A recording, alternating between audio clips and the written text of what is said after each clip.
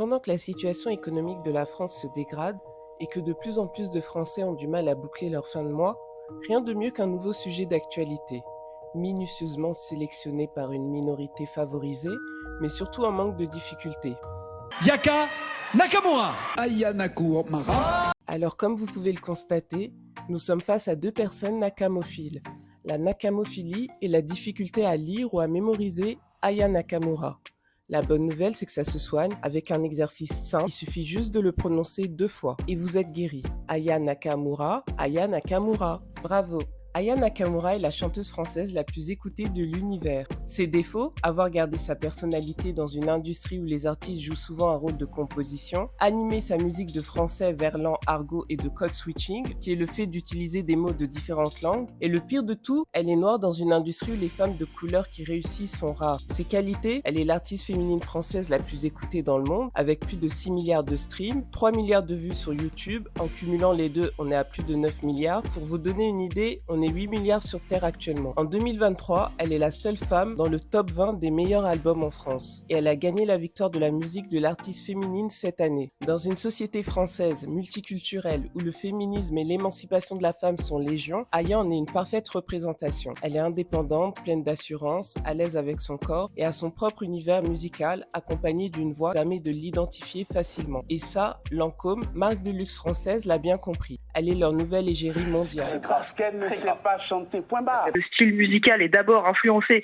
par les cités et des influences africaines. Ne chante pas en français, c'est une espèce de sabir afro-racaille. Ah oui, elle a inventé un langage. Voilà. Sabir afro-racaille. Voilà. Allo, million dollars, bébé du gosse, bébé veut du sale, allo. Pour les professeurs en musicologie autoproclamés qui trouvent que sa musique n'est pas qualitative, vos critiques n'ont aucun intérêt face aux chiffres qui font d'elle une superstar, qui en plus nous fait l'honneur de vivre en France. Est-ce que la France mérite les impôts d'Aya, vu le traitement médiatique qu'on lui offre? Je ne pense pas. Et pourtant, beaucoup d'autres célébrités préférées ont fait le choix de s'exiler fiscalement. Aya aurait été choisie pour la cérémonie d'ouverture des JO par l'homme de pouvoir du pays, ce qui pose problème à de nombreux Français, qui n'apprécient pas sa musique mais surtout ne la comprennent pas. Ce qui donne lieu à de nombreux débats dans la société et devient l'occasion pour une extrême droite décomplexée mais cachée de se faire remarquer. Il s'agit clairement d'un faux débat animé par des élites qui croient naïvement que les JO 2024 sont français, alors qu'ils sont juste organisés en France. Si c'était une compétition pour les Français, pourquoi une place pour la cérémonie d'ouverture serait à 2700 €, l'équivalent de 2 SMIC en sachant qu'en France, 50% des salariés touchent un salaire entre 1500 et 2500 € par mois? Pourquoi le prix du ticket de métro passe de 2,10 € à 4 €? Pourquoi une nuit à Paris coûtera 1050 € en moyenne en Airbnb?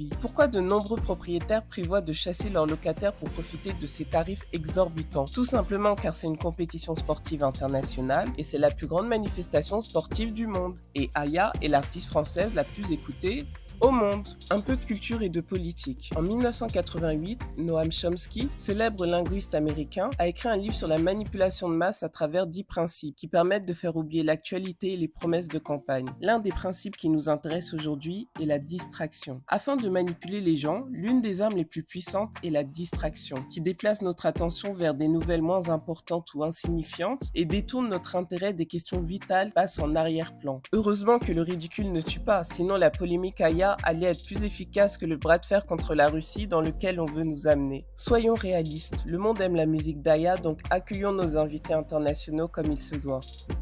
Imaginez que vous êtes organisateur de soirées internationales. Vos invités ont entre 16 et 30 ans. Il y a 206 personnes, de 206 nationalités différentes comme au JO, dont un Français. Ce Français veut qu'on mette du Jean-Jacques Goldman, qui est le seul à connaître. Et on a 150 personnes qui veulent du Aya. Vous choisissez quoi? La musique, c'est comme les gens. Elle ne peut pas plaire à tout le monde, mais c'est un langage universel qu'on n'a pas besoin de comprendre pour adopter, même pour des superstars.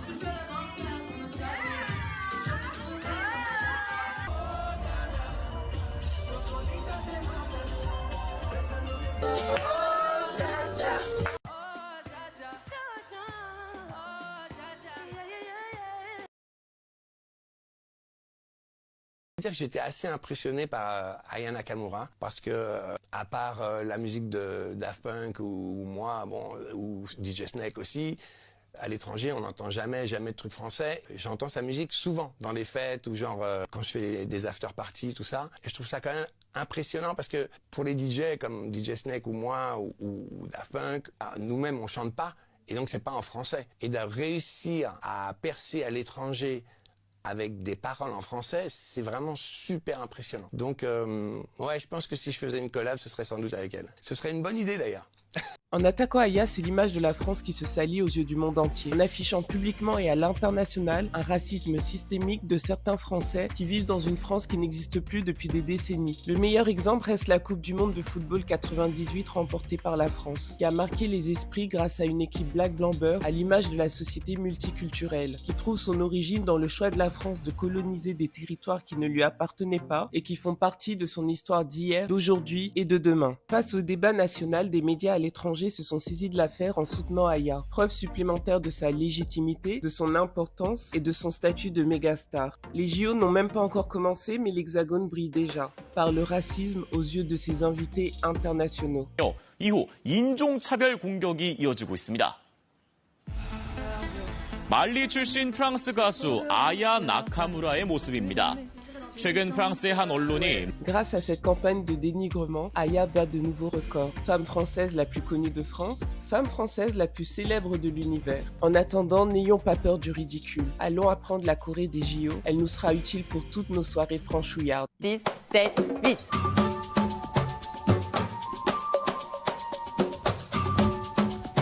Vive la France, vive la République et vive Aya.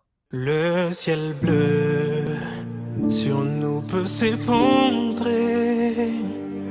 et la terre peut bien s'écrouler. Peu m'importe s'ils m'aiment, on m'écoute dans le monde entier.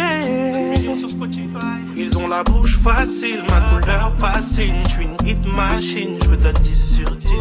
Bouche facile, ma couleur fascine. Je suis une hit machine, je veux de 10. Les racistes m'ont hypé, je suis hypé. Hypé, hypé, hypé. Les JO c'est mort, t'as ça y est. Je suis hypé, hypé, hypé. Si vous êtes encore là, merci d'avoir suivi l'intégralité de la vidéo. N'hésitez pas à vous abonner, à liker, partager, critiquer. Je me ferai un plaisir de vous répondre. Peu m'importe s'ils m'aiment, on m'écoute dans le monde entier. Ils ont la bouche facile, ma couleur fascine. Je suis une hit machine, je veux de 10 sur 10. Bouche facile, ma couleur fascine. Je suis une hit machine, je veux de 10. Les racistes m'ont hypé, je suis hypé. Hypé, hypé, hypé. Les JO c'est mort, t'as ça y est. Je suis hypé, hypé.